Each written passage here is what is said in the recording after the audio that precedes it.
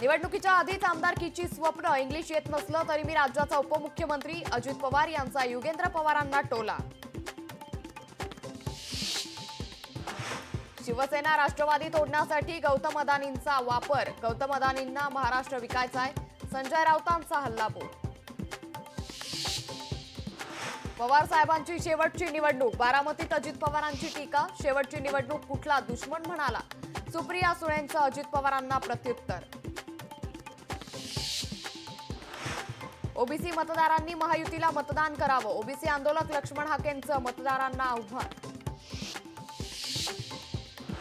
सिंचन घोटाळ्याचे 70,000 कोटींचे आरोप फडणवीसांनी केले, फडणवीसांनी अजितदादांना फाईल दाखवणं गुन्हा नाही का, सिंचन घोटाळ्याच्या मुद्द्यावरून सुप्रिया सुळे आक्रमक. शेतकऱ्यांच्या मतांसाठी भाजपकडून जोरदार फिल्डिंग, वेगवान निर्णय, ऊर्जावान महाराष्ट्र म्हणत भाजपकडून जाहिरातबाजी, फडणवीसांच्या ऊर्जा विभागातील निर्णयांवर टाकला प्रकाश. लोकशाही मराठी ऐका, पहा, जागरूक रहा.